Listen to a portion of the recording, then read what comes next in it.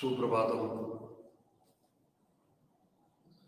आप सभी लोगों का जो इस वर्ग में ऑनलाइन वर्ग में जुड़ रहे हैं सबका हार्दिक स्वागत है।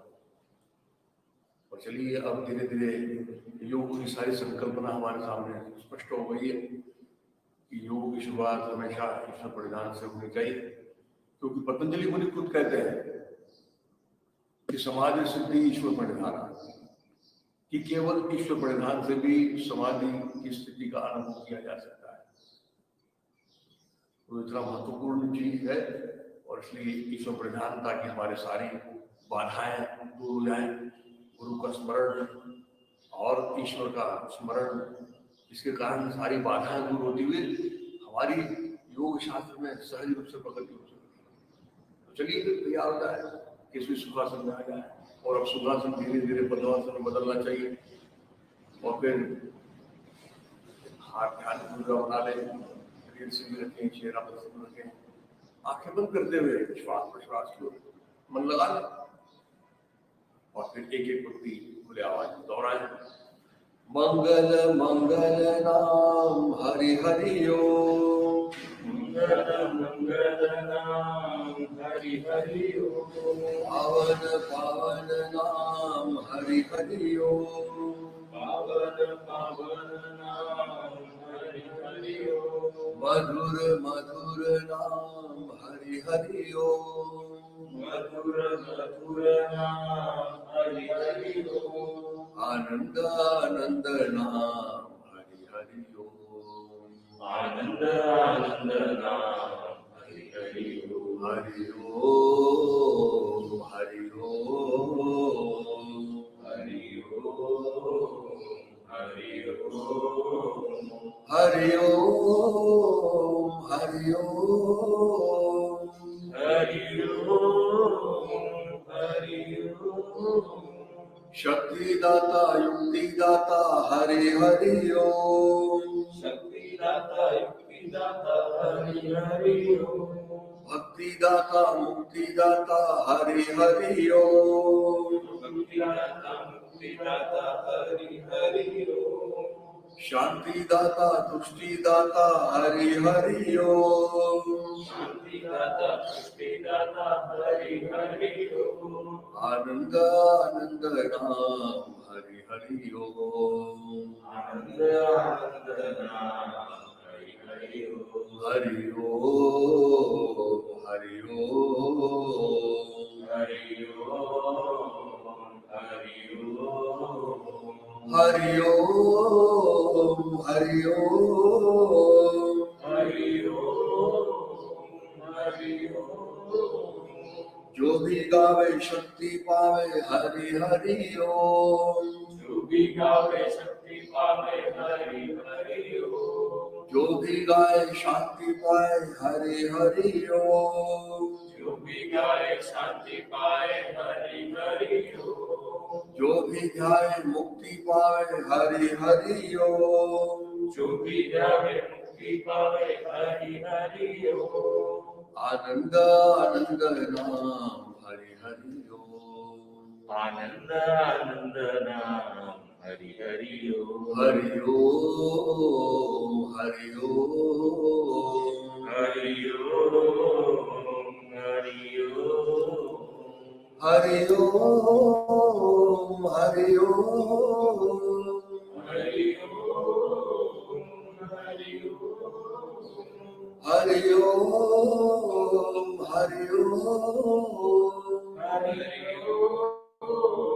हरि ओम, हरि ओम, हरि ओम हरि ओम, हरि ओम, हरि ओम। इससे शांत बैठते रहे, इसका परिणाम संपूर्ण शरीर मन मस्तिष्क में होने दें। हम देख रहे हैं योगाभ्यास जो कर रहे हैं उसका मूल उद्देश्य क्या है समझ रहे हैं, आसनों का फल क्या है वो देख रहे हैं कि सभी प्रकार के द्वंद्वों को समाप्त करना। प्राणायाम का फल है कि ततक्षीयते प्रकाश आवरण, यानी हमारे ज्ञान के ऊपर जो ज्ञान का जो आवरण है उसको दूर करते हुए ध्यान की प्रक्रिया में हम सक्षम हो सके, इसलिए करना है। ऐसे अलग अलग लोगों को अलग अलग परिणाम मिलते हैं। और सारे योग का अभ्यास करते हुए, योग का अनुष्ठान करते हुए हमने देखा है कि सभी प्रकार की अशक्तियों को दूर करना, सभी प्रकार के विवेक को जागरूक करना और बुद्धि का विकास करना। लेकिन मूल बात फिर आ जाती है कि ये सब करते हुए भी अंतिम लक्ष्य क्या होना चाहिए। तो पतंजलि मुनि कहते हैं कि पहले तो योग से क्या होगा कि योगश्चित्त वृत्ति की होगा, और उसके पश्चात उसका फल आखिरी में क्या हो जाएगा, अंतिम पद तो तथा दृष्टि स्वरूप अवस्था, अपने अवस्था का स्वरूप का हमको पता हो जाना है, यानी आत्म साक्षात्कार। ये मूल उद्देश्य योग का है। तो इसको समझते हुए हमको योग करना है। तो फिर चलिए तैयार हो, तैयार हो जाए।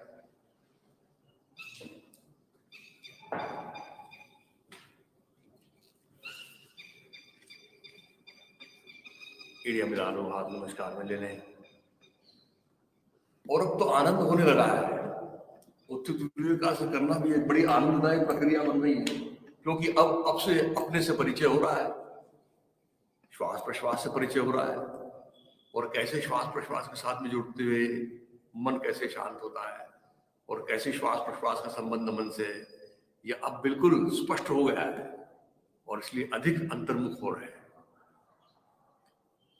और फिर देखते रहिए श्वास प्रश्वास, और मुख्य रूप से प्रश्वास की ओर, क्योंकि प्रश्वास के साथ में सहजता, शिथिलता, तनावमुक्तता ये बड़े सहज रूप से हमको प्राप्त हो रही है। मन शांत भी हो रहा है, प्रसन्न भी हो रहा है, एकाग्र भी हो रहा है। तो चलिए फिर ध्यान की प्रक्रिया तभी साध्य हो सकती है। और इसलिए संपूर्ण मस्तिष्क याद कर लीजिए, अंदर से बाहर से, और अब तो बिल्कुल शिथिल छोड़ पा रहे हैं अंदर से।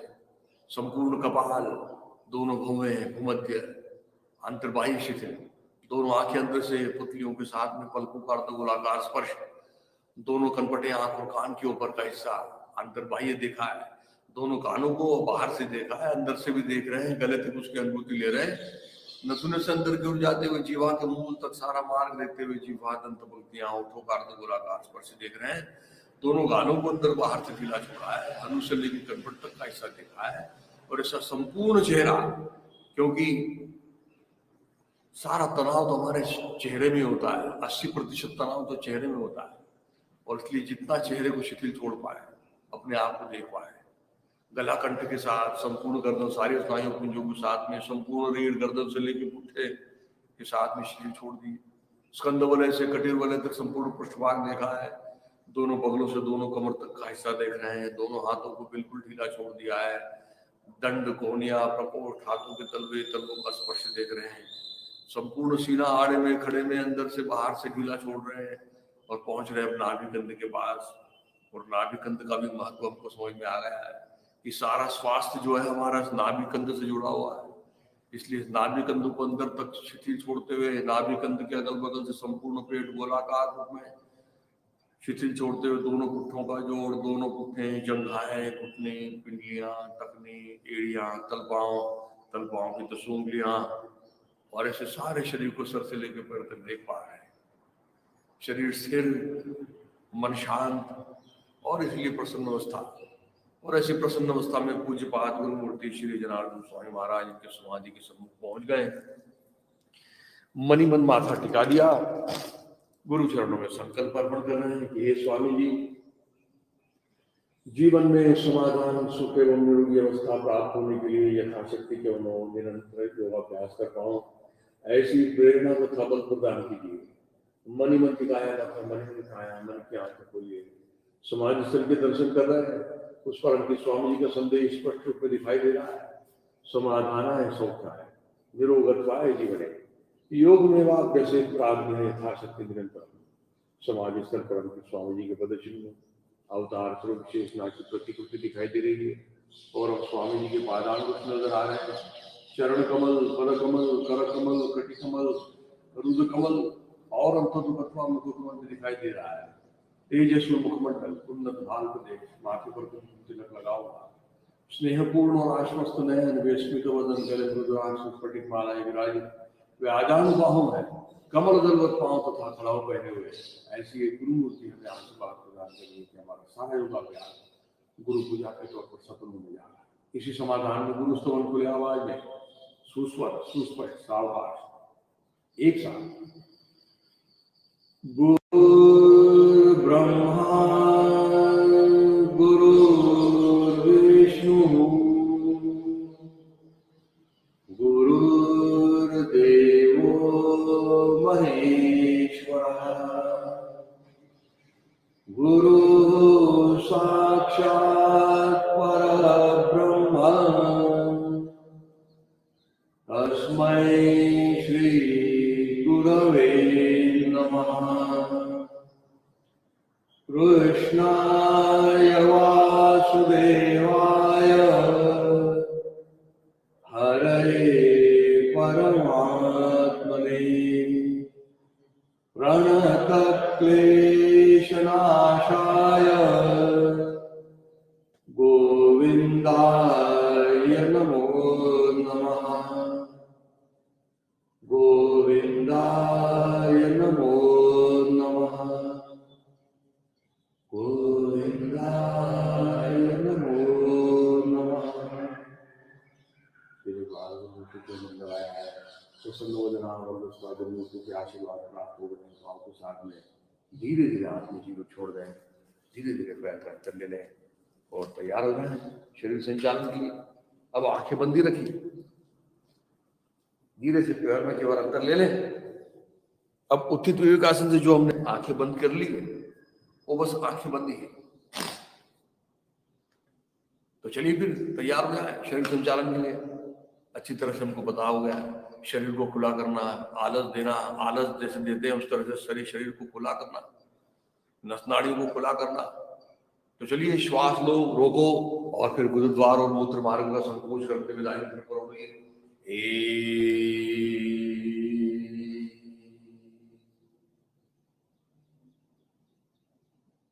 श्वास छोड़ के देखिए कैसे अधिक मनोर रहे हैं, कैसे रोज अधिक प्रगति कर रहे हैं उसमें हमको खुद को अनुभव हो रहा है कि फिर श्वास लेकर रोके बूंद लगाते हुए ओम वायु 3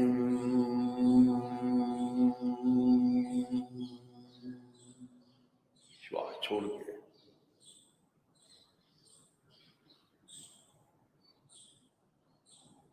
फिर श्वास लेकर रोके 4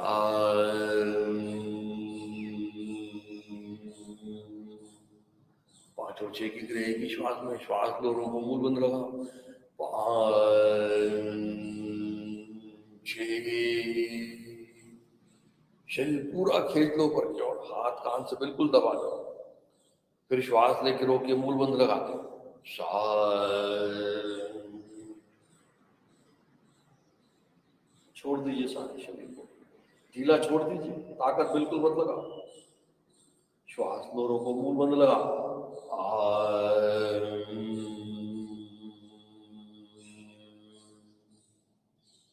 बाई 9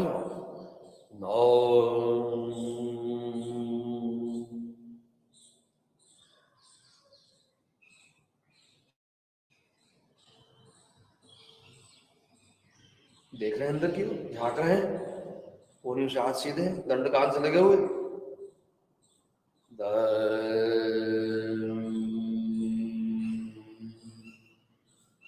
पीछे की ओर 11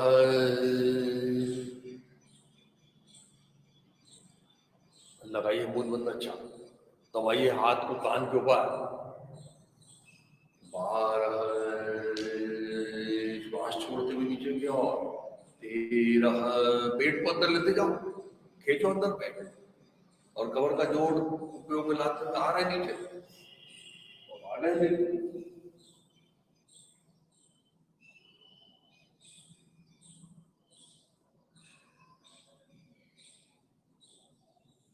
श्वास को रोको, मूल बंद लगाओ 14 15 16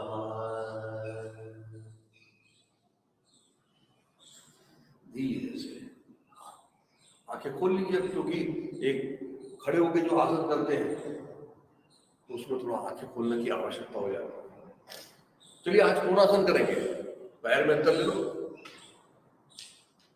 इतना अंतर पता है ना? एक पैर की लंबाई बराबर दोनों हाथ आजू बाजू। शुरुआत कौन से हाथ से करना है? तो बायां हाथ से शुरुआत करना है। बायां हाथ ऊपर की ओर जाएगा, दंड हाथ लगेगा और फिर दाहिने पैर का तलवा दाहिनी तरफ जाएगा। तो चलिए, एक हाथ जा रहा है, पैर का तलवा भी मुड़ रहा है, लेकिन उसके साथ में कमर चली गई है। कमर को लाओ जगह पर। और अब दो में तो केवल थोड़ा घुटना मोड़ना है, थोड़ा झुका, तो घुटना मोड़ो दाहिना, थोड़ा झुकाओ, हाथ से पकड़ना नहीं है पैर।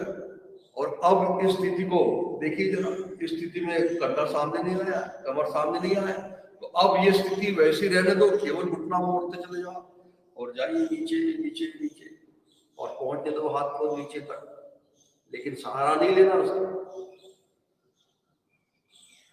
और अब ऊपर देखो जरा, अब यहां ऊपर देखना आखिरी में जरूरी है।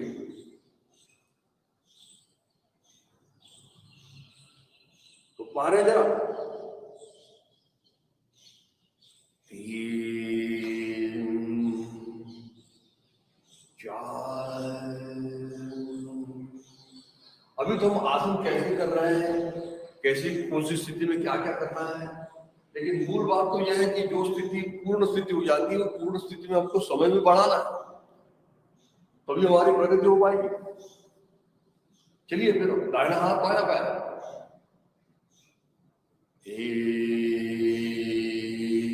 गया ऊपर हाथ, पैर का तलवा भी बाईं तरफ गया, फिर कमर को लाया जगह पे, दो घुटना मोड़ा, थोड़ा झुकाया, और अब यही स्थिति रहते हुए केवल घुटने को ढकेल रहे हैं और जा रहे हैं नीचे की ओर। और अब धीरे से आंखों को मोड़ा है और हाथ की हड्डी की तरफ देखा है और रुकिए जरा।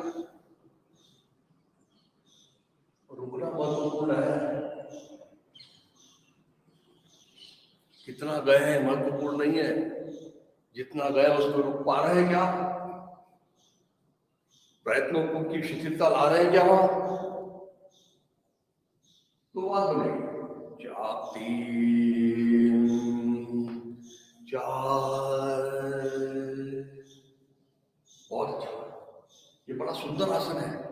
तो दोनों पैर मिला, सारे शरीर के जोड़ों में बल निर्माण करना, और फिर उसके अलग फायदे तो हैं, जैसे साइटिका नाम के विकारों के ऊपर तो उसका परिणाम होता ही है, घुटनों के ऊपर, कमर के ऊपर, पसलियों में, पेट में, इसलिए बड़ा सुंदर आसन है। और अब धीरे से आनंद मुद्रासन, 1 2। पता है ना, बैठने का तरीका ऐसा ही है योगाभ्यास का, कभी कमर से झुकते हुए नहीं बैठना है। ये योगाभ्यासी की खास निशानी है। धीरे से घुटने टिका ले, और अभी इसी बैठे हुए आसन से एक आसन हम आज सीख लेते हैं, और नाम है उसका, अभी ये जो आसन आप बैठे हैं इसको क्या कहते हैं पता है ना? इसको बोलते हैं वज्रासन। और ये कब करते हैं ये भी आपको पता है, ये एकमात्र ऐसा आसन है जो खाना खाने के बाद में करते हैं। तो इसका अनुभव लेना कि कोई कह रहा है इसलिए उसको मान लेना, ये बड़ा गलत बात होगी। इसलिए खुद अपना अनुभव होना चाहिए। योग शास्त्र का अनुभव का शास्त्र। आज इसी से एक आसन सीखने वाले हैं, लेकिन वो कैसे करते हैं बैठे हुए आसन की स्थिति में जरा देख लें। आप तो ऐसे बैठे रहे, लेकिन बैठे हुए आसन की स्थिति से एक आसन किया जाता है, इसका नाम सुप्त वज्रासन, यानी वज्रासन उसकी एक अलग स्थिति है, लेकिन दोनों आसनों में बहुत भिन्नता है। जैसा वज्रासन ये किया जाता है कब? खाना खाने के बाद, लेकिन ये सुप्त वज्रासन नाम का आसन किया जाता है बिल्कुल सुबह सुबह। पहले अगर ये कर लिया जाए तो सभी प्रकार का आलस दूर करने के लिए किया जाता है। तो क्या फर्क है इसमें? स्थिति में जरा देख लेते हैं। एक में दाहिना पैर मोड़ना है, दाहिने मोड़ नीचे ले लेना, ये देखिए ऐसा मोड़ा और अपने पुट्ठे के नीचे रख दिया। फिर बायां पैर मोड़ा, 2 में 2, यानी अभी आप जो बैठे वज्रासन, अब इसमें क्या करना है, धीरे धीरे पीछे की ओर मुड़ना है, धीरे धीरे दाहिने हाथ की कोहनी टिकाना है, बाएं हाथ की कोहनी टिकाना है, और फिर धीरे धीरे हाथ की कोहनियों को भी सरकाते हुए पूरी पीठ को जमीन से लगा देना है। ये देखिए जरा, है कठिन आसन। ये जा रहा है, धीरे से दाहिने हाथ की कोहनी टिकाओ, ये टिकाई, बाएं हाथ की कोहनी टिकाई, फिर रुक गए। अब फिर धीरे धीरे दाहिने हाथ की कोहनी निकाल रहे हैं, बाएं हाथ की कोहनी निकाल रहे हैं, और ये इस तरह से पीछे सो जाने की पूरी कोशिश की। और ये जब आप करोगे तब आपके पैर फैलेंगे घुटने से, तो फैलने को कोई दिक्कत नहीं, लेकिन वो जो फैले हुए घुटनों को नजदीक लाने की कोशिश करना और नीचे जमाने की कोशिश करना। और अब 4 में तो हाथ सर के नीचे ले लेना, सिरहाने 4, और आराम करना। अब ये देखिए, दिखने में बड़ा आसान दिख रहा है, फिर से आप देखिए, लेकिन इसका परिणाम बड़ा सुंदर है। आपकी जंघाओं के सारे स्नायुओं के ऊपर, कमर के ऊपर, रीढ़ के ऊपर, पेट के ऊपर बड़ा सुंदर परिणाम होता है। और मुख्य रूप से आपका आलस दूर करने के लिए आसन सबसे पहले किया जाता है। और देखिए, अब ये तो कर लिया, अब वापस उठना है, तो 5 में हाथ निकाल लिए, निकाल के अब दोनों हाथ से दोनों पैर की पिंडलियों को पकड़ना, और पिंडलियों को पकड़ के कोहनियों को गाड़ते हुए धीरे धीरे उठना। 6, ये कोहनी को गाड़ा और फिर धीरे धीरे उठ के बैठा, और फिर बायां पैर सीधा किया, 7, और फिर दाहिना पैर सीधा किया। और इसलिए ये शुरुआत में ही आसन के करना चाहिए। तो चलिए कर लेते हैं इसको एक बार। दोनों पैर सामने सीधे, 8 अंगों का आसन है, दोनों पैर सामने सीधे। तो चलिए फिर दाहिने पैर मोड़िए, 1 मोड़ लिया, बैठ गए उसके ऊपर, 2 बाएं पैर मोड़ लिया, यानी अभी जैसे आप बैठे थे वैसे ही वज्रासन में। और अब जो थोड़े वयस्क लोग हैं, जिनके टखने की जोड़ जरा सख्त है, वो संभल के करेंगे, है ना, क्योंकि यहाँ पे हमारे टखने की जोड़ों का उपयोग बहुत आता है, उसको बिल्कुल ढीला छोड़ना है, कमर की जोड़ को बिल्कुल ढीला छोड़ना है। तो चलिए, 3, दाहिना हाथ पीछे ले जाओ, कोहनी टिका, बाएं हाथ की कोहनी टिका, रुक जाओ, फिर धीरे से दाहिने हाथ की कोहनी सरकाओ, बाएं हाथ निकाल लो और पीछे सोने की कोशिश करो। अब देखिए जरा, पहले तो पैर मिले हुए थे, लेकिन अब पैर तो फैल रहे हैं, और फैल भी रहे हैं, और अब देखिए टखने की जोड़ के ऊपर उसका कितना परिणाम हो रहा है। तो टखने की जोड़ों को ढीला छोड़ो, दोनों घुटने जमीन से उठ भी रहे, तो उसको जमीन को नीचे दबाओ, कमर देखो, उसका परिणाम कमर में देखो कैसे हो रहा है। अब जंघाओं को, घुटनों को नजदीक लाने की कोशिश करो।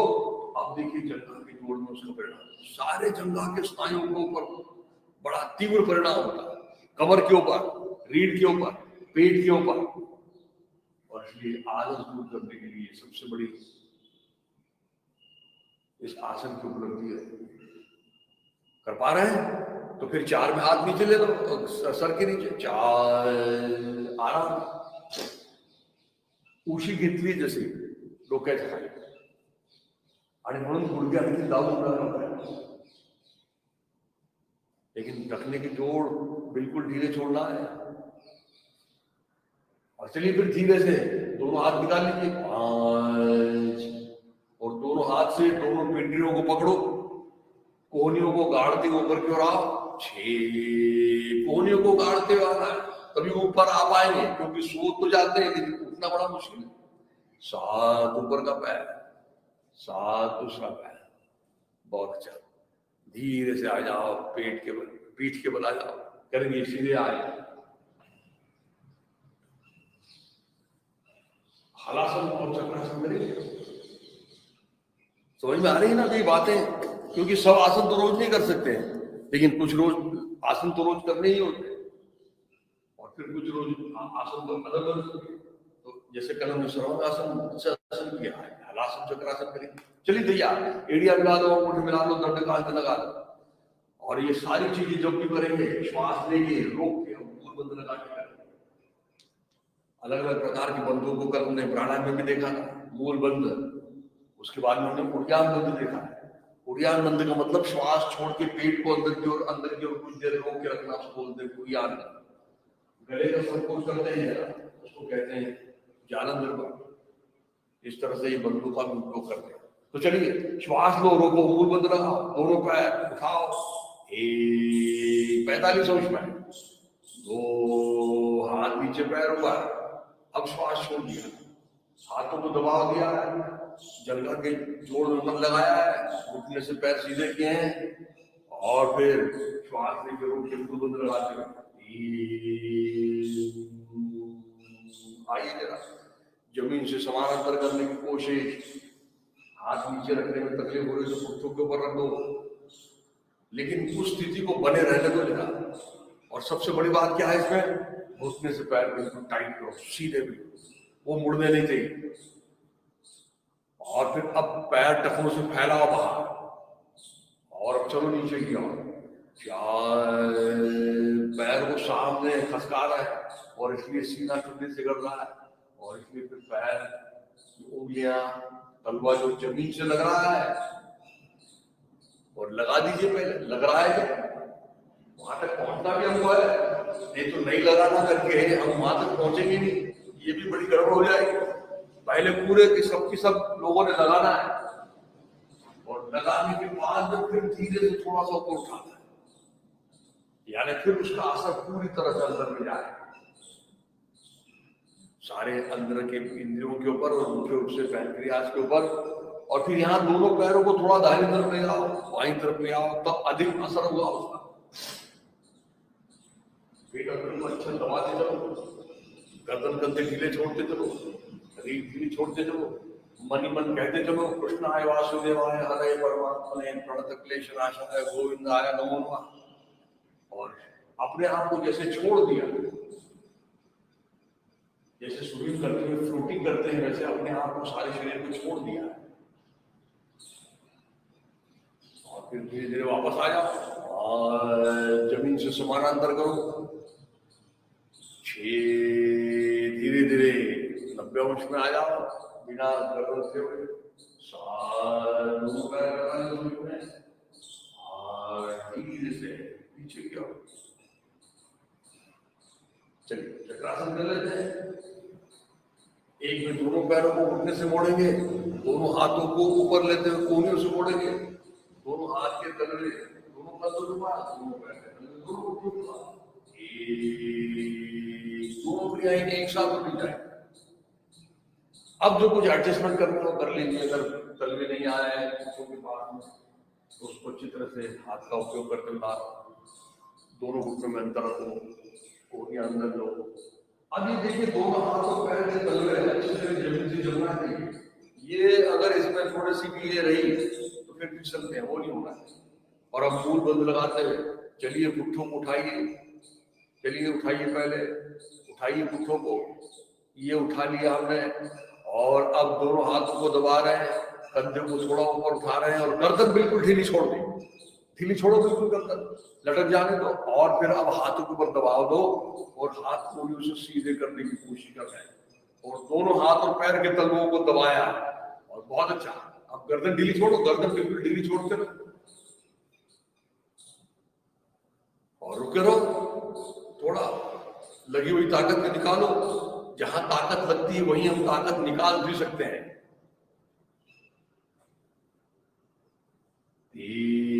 धीरे से गर्दन सीधी करो ऊपर ही और फिर कंधे टिकाओ, फिर मुट्ठे टिकाओ, फिर हाथों पैर सीधे।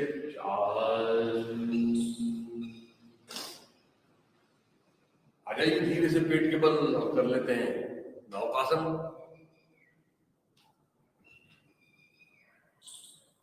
इसलिए हमारा भी योग के तरफ का देखने का दृष्टिकोण बदलना चाहिए। योग केवल शरीर के लिए नहीं है, वजन कम करना है, कुछ व्याधियां दूर कर लेना है ना, ये उसका बिल्कुल भी उद्देश्य नहीं। लेकिन फिर भी पहले तो हमको यही लगता है कि कुछ तो फर्क पड़े, तो जिनको ऐसा लगता है कि अपना वजन कम करना है तो उन्होंने जरूर इसका अभ्यास करना चाहिए। जिनको लगता है कि पेट अंदर जाना चाहिए तो जरूर इसका अभ्यास करना चाहिए। दोनों पैर मिला दें और फिर दाहिना हाथ और बाएं पैर नीचे खींचते हुए ऊपर की ओर उठाएंगे, हाथ कान से लगा रहेगा। पता है ना नौकासन। चलिए दाहिना हाथ बायां पैर और फिर फिर गर्दन साथ में और आ रहे हैं ऊपर, डायगोनली अपोजिट कर रहे हैं, दाहिना हाथ से घुमाया हुआ है। अब देखिए यहाँ पे आपने कितने ऊपर आया है, महत्वपूर्ण नहीं, आपका घुटना पैर से सीधा है क्या, अपने से उसको अच्छा फैलाया है क्या, दंड कान से लगाया है क्या, गर्दन को ऊपर उठाया है क्या, और मन नाभि पे लगाया है क्या, और कुछ लोग देख रहे हैं अपने आप को, क्योंकि क्रिया तो छोटी सी नजर आती है, लेकिन रुकते हुए उसको परिणाम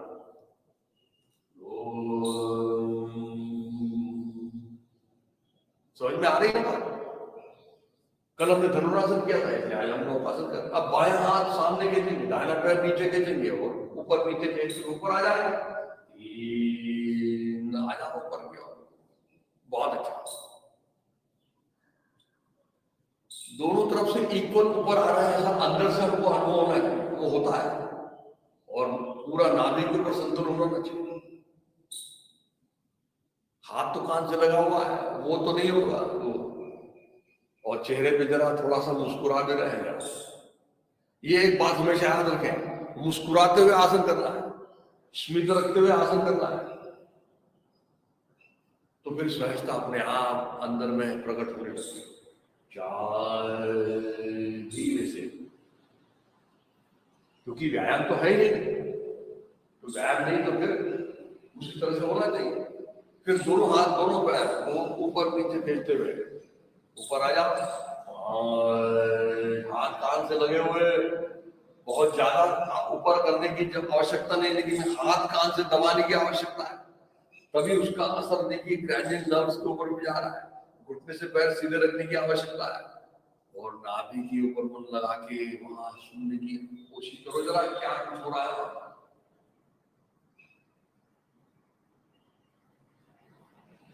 धीरे से नीचे आया, फिर एक बार उठा के दाएं बाएं डोलेंगे,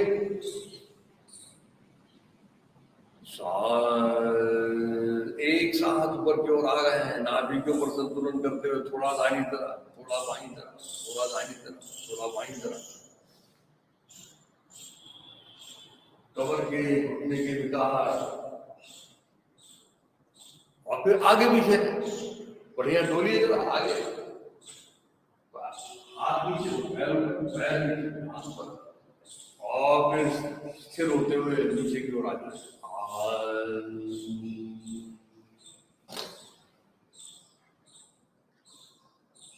1 मिनट का आराम कर लेते हैं, क्योंकि देखिए इसमें थकान आई जाती है। दोनों पैरों को फैला लो, हमने मकरासन नाम का आसन किया था, पैरों को अंदर से गिरा दीजिए, एड़ियों को एक हाथ अंदर ले लीजिए, दोनों हाथ उंगलियों से मोड़ के दोनों हाथ की हथेलियां एक दूसरे पर लेते हुए दाइया बाई गटपट रख दीजिए उसके ऊपर, और सारे शरीर को गिरा सकते।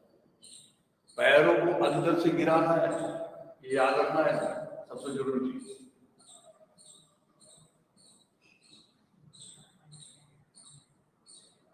इस अवस्था में हमारे शरीर के, हमारे रीढ़ की जितने भी वर्टिब्रास हैं, जितने भी कटेरे हुए हैं, वो अपनी जगह पे आ जाते हैं, अलाइन हो जाते हैं, पूर्व स्थिति में आ जाते हैं।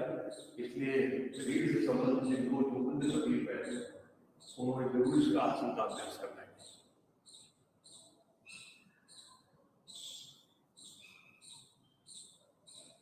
शवासन और मकरासन से सबसे महत्वपूर्ण चीज, आपकी शारीरिक थकान तो दूर होती है, लेकिन मानसिक थकान वो भी दूर होती है।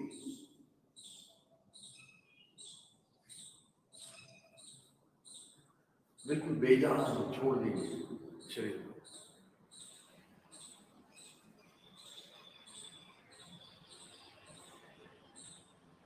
खून का प्रवाह इसमें सारे शरीर में अच्छी तरह से होता है, और फिर आराम करने के बाद में बेहतर अनुभूति आती है। धीरे से दोनों पैर मिला लो, दोनों हाथ सीने के पास रखो, गर्दन उठाओ, सीना उठाओ, ऊपर आ जाओ, करेंगे कल वाला आसन। अब कल जो हमने आसन सीखा अर्धमस्तिष्क आसन, वो तो सबसे महत्वपूर्ण है। ये तो रोज आसन होना ही नहीं, इसका आग्रह है। तो चलिए कर लेते हैं। दोनों पैर सामने से कर लो, पता है ना कैसे करा है हमने कल, फिर से एक बार देखते हुए करेंगे, सुनते हुए करेंगे। क्या करना है? दाहिने पैर को मोड़ना है घुटने से और दाहिने पैर को बाएं पैर के नीचे से ले जाते हुए बाएं पुट्ठे के पास में हथेली रख देंगे, जैसे हम वो बाएं पैर के नीचे से ओम का हम इसको भी ऊपर से ले लेते हैं। वो न करते हुए अब बाएं पैर को दाहिने पैर के घुटने के पास खड़ा करना है, तो घुटने के पास खड़ा करना है तब में, और अब दोनों हाथ से घुटने को अंदर की ओर लेना है और अपने सीने के पास लाना है, सीने से लग जाना चाहिए। और लेने के बाद में अब हमको मरोड़ना है, तो कमर को ट्विस्ट करते हुए बाईं तरफ ट्विस्ट करना है और अब दाहिने हाथ को उठा के दाहिने हाथ की काट में दबाते हुए आपको पहुंचाना है बाएं पैर के अंगूठे के पास। देखिए और करिए, 3 हाथ ऊपर उठाया, काट में दबाया, कोने से अंदर की ओर धकेला उसको और हाथ पहुंचा दिया। लेकिन वो अंगूठा पकड़ने के लिए बाएं पैर का तलवा ऊपर उठाना नहीं है। कुछ लोग ऐसे ऊपर उठा लेते हैं, ये ऐसा नहीं करना है। वो नहीं आ रहा है तो नहीं, कोई बात नहीं, नीचे रख दो, और इतना आता है तो इतना करेंगे और फिर पकड़ने की कोशिश करते हुए अब रीढ़ को फिर से ऊपर उठाओ, जरा पेट को जरा अंदर दबाओ और बाएं हाथ को लपेट लो जरा और गर्दन में मरोड़ लो।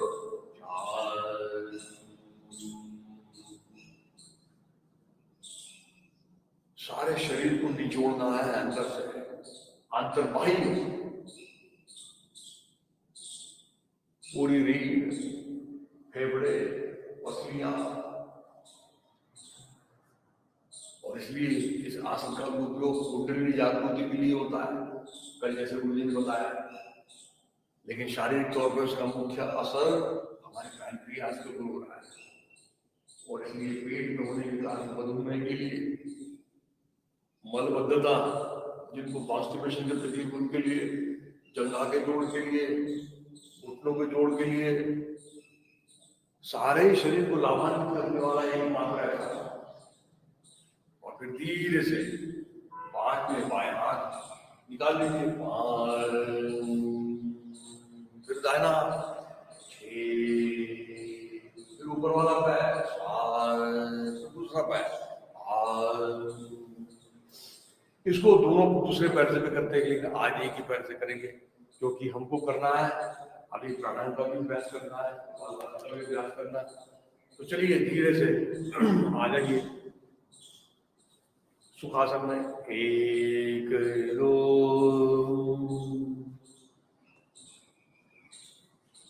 यानी पद्मासन।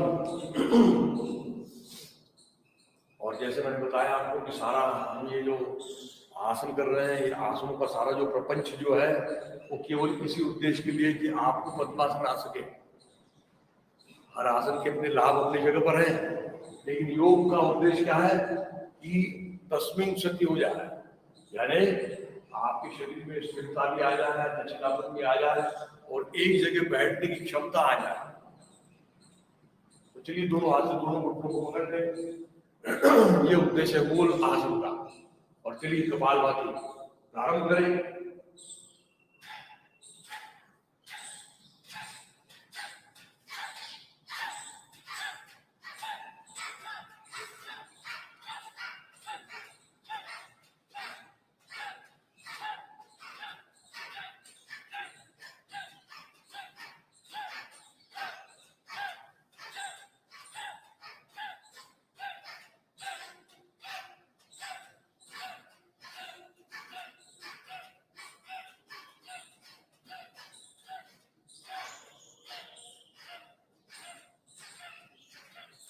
जोर से कपालभाति का स्ट्रोक लगाया,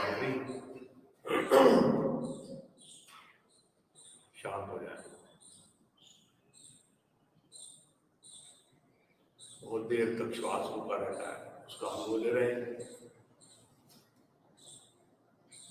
कपाल में होने वाला कर्मांड का भी अनुभव ले रहे हैं, होने वाले श्वास प्रश्वास का भी अनुभव ले रहे हैं, और मन की शांतता का भी अनुभव ले रहे हैं। धीरे से आंखें खोल लीजिए।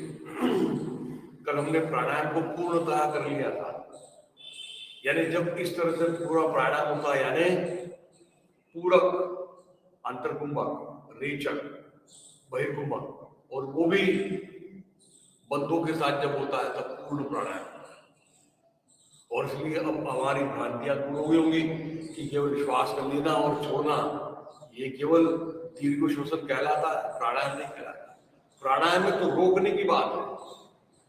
और कल हमने देखा था इसको, आज एक बार फिर से समझ लेते हैं जरा कैसे करते हैं। बाएं हाथ की ध्यान मुद्रा, दाहिने हाथ की प्राणायाम की मुद्रा, बाएं को बंद करना, शुरुआत दाहिने से करना है। लेकिन पूरक एक, इसलिए एक बात और समझ लीजिए कि पूरक, अंतर्कुंभक, रेचक, बहिर्कुंभक जो है ये इसमें की जो उसकी संकल्पना समझ लें कि आपने अगर एक मंत्र में पूरक किया है तो आपको 2 मंत्र में रेचक करना है। ये पहली बात।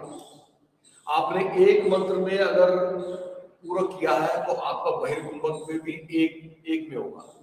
यानी इसमें 3 चीज फिक्स हो गई। पूरक का प्रमाण रेचक से जुड़ा हुआ, पूरक का प्रमाण बहिर्कुंभक से जुड़ा हुआ। अब चेंज होने वाली जो चीज है वो अंतर्कुंभक होती है। अभी हम जैसे कर रहे हैं कि एक मंत्र में ले रहे हैं, एक मंत्र में रोक रहे हैं, 2 में छोड़ रहे हैं, 1 में रोक रहे हैं, तो ये धीरे धीरे अंतर्कुंभक बदलते चले जाएगा, वेरिएबल रहेगा। और अंतर्कुंभक धीरे धीरे कहां तक जाएगा, तो अभी हम 1 ले रहे हैं, 1 में रोक रहे हैं, फिर 1 में लेंगे, 2 में रोकेंगे, फिर 1 में लेंगे, 3 में रोकेंगे, फिर 1 में लेंगे, 4 में रोकेंगे, जब वो पूर्ण प्राणायाम है। यानी उसका प्रमाण कैसे होगा, 1:4:2:1। जब ऐसा हो जाएगा तब उसको उत्तम प्राणायाम करेंगे।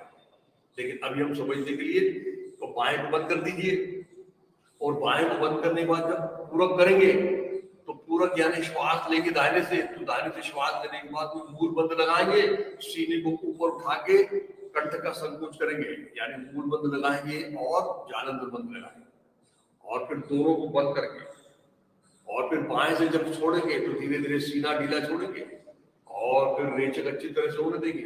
और रेचक जब हो जाएगा तब पेट अंदर जाएगा, तो उसको उड़ियान बंद लगाएंगे, मूल बंद लगाएंगे, फिर से सीने को ऊपर उठा के उड़ियान बंद लगाएंगे। यानी अंतर्कुंभक में 2 बंद लगाएंगे, लेकिन बहिर्कुंभक में 3 बंद लगाएंगे। तो चलिए तैयार हो जाए। बाएं को बंद कर दीजिए, रीढ़ सीधी रख लीजिए, टुट्टी थोड़ी कट्टी की तरफ कर लीजिए, और दाहिने से पूरक श्री राम जय राम जय जय राम, अंतर्कुंभक बंधों के साथ श्री राम जय जय राम। बाएं से रेचक श्री राम जय जय राम, श्री राम जय जय राम। बहिर्कुंभक बंधों के साथ श्री राम जय राम। दाहिने से लीजिए श्री राम जय राम। अंतर्कुंभक बंधों के साथ श्री राम जय राम। बाएं से रेचक श्री राम जय राम, श्री राम जय राम। बहिर्कुंभक बंधों के साथ श्री राम जय राम। दाहिने से पूर्व श्री राम जय राम। अंतर्कुंभक श्री राम जय राम। बाएं से रेचक श्री राम जय राम, श्री राम जय राम। बहिर्कुंभक बंधों के साथ श्री राम जय राम। अब बाएं से लीजिए श्री राम जय राम। अंतर्कुंभक श्री राम जय राम। दाहिने से रेचक श्री राम जय राम, श्री राम जय राम। बहिर्कुंभक श्री राम जय राम। बाएं से पूरक श्री राम जय राम। अंतर्कुंभक श्री राम जय राम। दाहिने से रेचक श्री राम जय श्री राम जय राम। बहिर्कुंभक बंधों के साथ श्री राम जय राम। बाएं से पूरक श्री राम जय राम। कुंभक श्री राम जय राम। रेचक श्री राम जय राम, श्री राम जय राम। कुंभक श्री राम जय राम। धीरे धीरे, यही मुख्य प्राणायाम है। कल प्राणायाम के प्रकार भी देखेंगे, अलग अलग और प्राणायाम के प्रकार क्या होते हैं, लेकिन मुख्य प्राणायाम तो यही है। और इसी तरह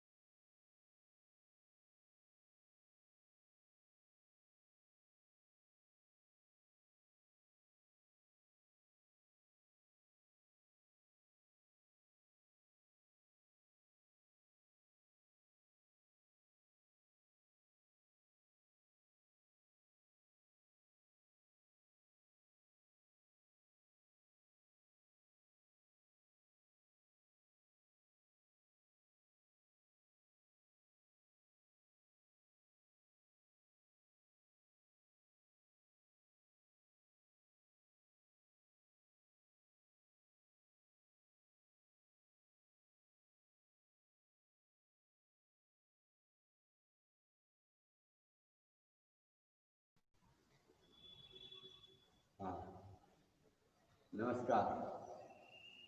तो हमने अपने गुरु महाराज के आश्रम को और गुरु महाराज को उनका जो जीवनी है और आश्रम का कार्य इसके बारे में जान लिया और उसमें अपना भी सहभाग हो कुछ ऐसा थोड़ा मन में भाव भी हमारे सबके जागृत हो गया है। यह बहुत अच्छी बात है।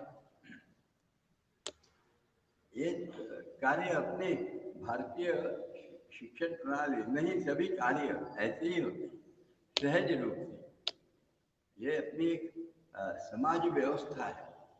शासकीय व्यवस्था अलग हो सकती है, पर सामाजिक जो व्यवस्था है ना, ये समाज बंधा रहे।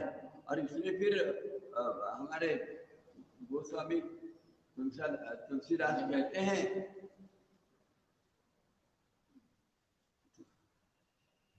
गोस्वामी तुलसीदास कहते हैं कि कोई भी नृपो हमें क्या हानि, यानी राजा कोई भी हो, हमें कोई खास लेन देन नहीं है उससे। राजा अपना राज करता रहेगा, पर समाज जो है वो समाज ऐसा एक संत बनेगा, एक अच्छे ढंग से विचार करेगा, शुद्ध विचार करेगा, सात्विक विचार करेगा, तेजस्वी विचार करेगा, संयमी विचार करेगा और विवेकशील ऐसा ही दूसरा रहेगा, ताकि मैं और तू का भेद ज्यादा ना करते हुए मैं नहीं तू ऐसे भाव से सामाजिक एक रूपता, यह हम मूल योग के भाव में निर्माण होने चाहिए। इस दृष्टि से जलानंद स्वामी जी का योग का कार्य उन्होंने प्रचार में लाया। केवल फिट के लिए नहीं है, हमारा मेरा बॉडी फिट रहे वगैरह तो नहीं, उसके लिए तो बहुत जिम्स है ना, अलग अलग चीजें। पर यह शरीर मन बुद्धि को आत्मा और पर आत्मा को परमात्मा से जोड़ने वाला यह भाव नहीं रहता। वेल स्लिम वेल या कीप वेट ये वगैरह वगैरह अलग चीज है, योग अलग चीज। इसलिए योग को योगा एक्सरसाइज जो कहते हैं ना आजकल, मुझे तो योगा एक्सरसाइज कर लेना है, ये शब्द नहीं रखना चाहिए, योग ही कहना चाहिए। अष्टांग योग का साधना करना, ऐसा ही बोलना चाहिए सबने। ये शब्द जरा क्लिष्ट भले ही लग जाए, पर वास्तव में योग का जो भाव है वो भाव हमारे अंदर में जागरूक करने के लिए ये शब्द का महत्व है। यह क्योंकि शब्द से भाव प्रकट होता है, दूसरा क्या होता है, शब्दों का उपयोग क्या है। योगा एक्सरसाइज बोल दिया तो उसका परिणाम जो होना है वो वैसे ही होगा, और योगा का एक्सरसाइज है नहीं तो हम क्यों उसको वदत व्याघात करें, गलत शब्द नहीं उपयोग में लाना चाहिए। इसलिए स्वामी जी का यह जो भाव है यह हम समझते हुए आगे जाएंगे। और आगे जाते समय फिर ये जो योगाभ्यास में यम नियम का महत्व है, वह यम नियम का महत्व समझ लेना चाहिए। प्राणायाम में तो हम गए हैं, आसन तो अच्छे हो गए, शुद्ध क्रिया सीख ली है, अभी शायद धोती जल धोती की शुद्धि क्रिया रह गई है, किंतु बाहर से तो खूब पानी आ रहा है तो वो रह रहा है पढ़ाना। जलधौती शायद इतवार को जलधौती पढ़ा देंगे ऐसा लगता है।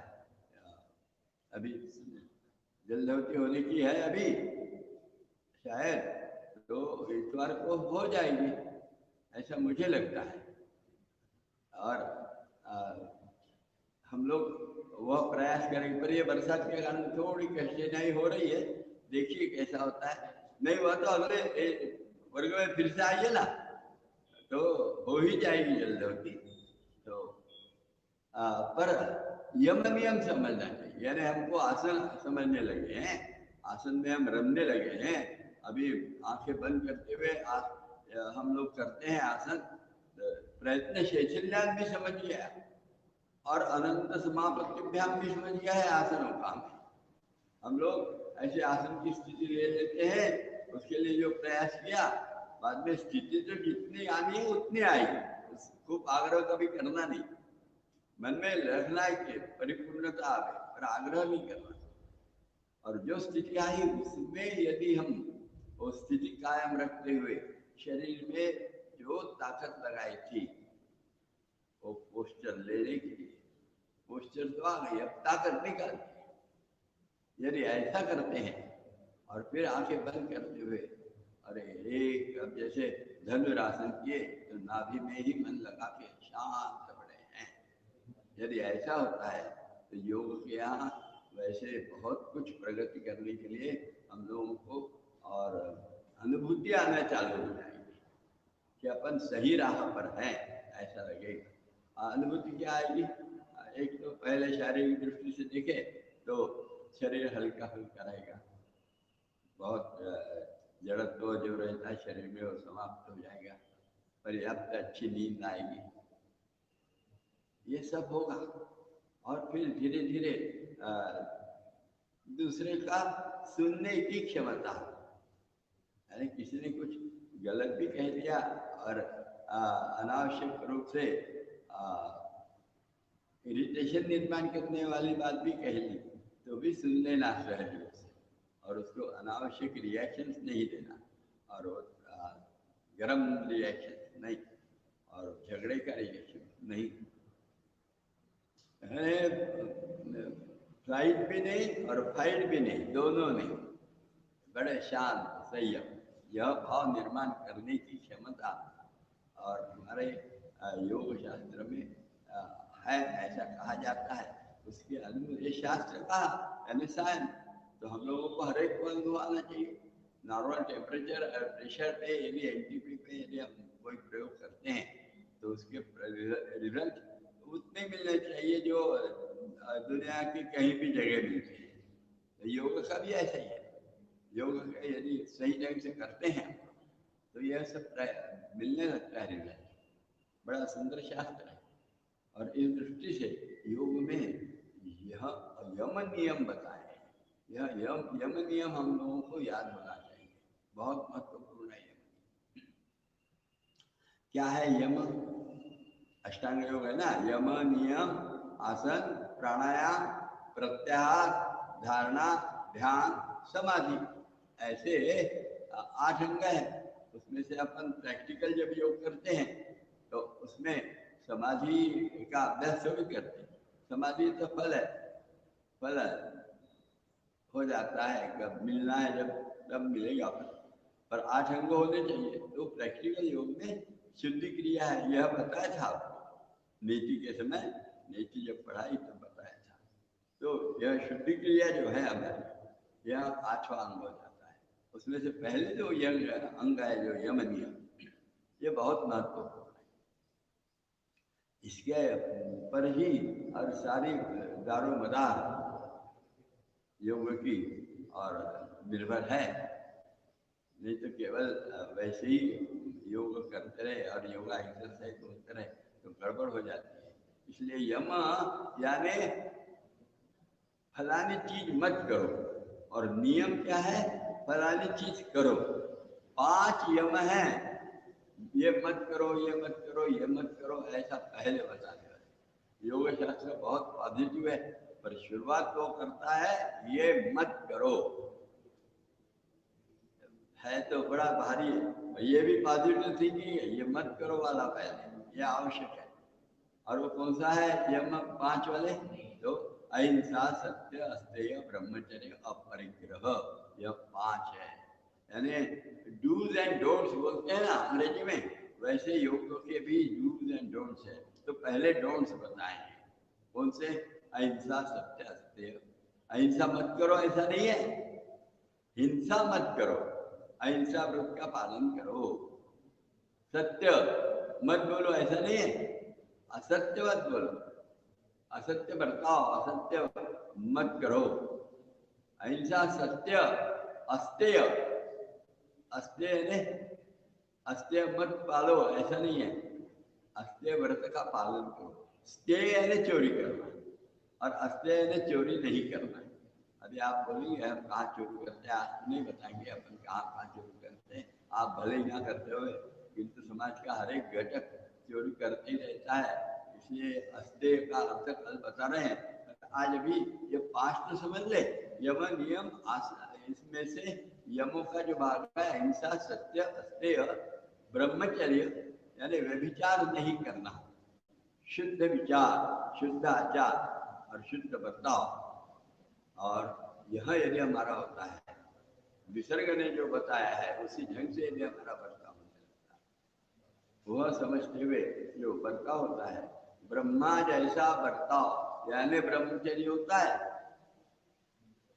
और आखिर में आता है अपरिग्रह, यानी अपरिग्रह मत करो, ऐसा नहीं है, अपरिग्रह करो यानी संग्रह मत करो, व्यभिचार मत करो और संग्रह मत करो, यानी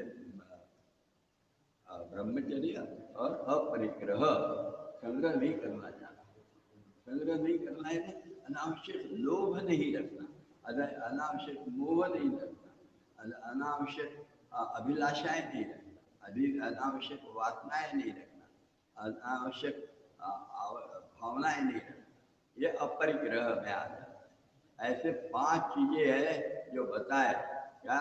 हिंसा मत करो, झूठ मत बोलो, चोरी मत करो, व्यभिचार असभ्यता मत करो और संग्रह मत करो।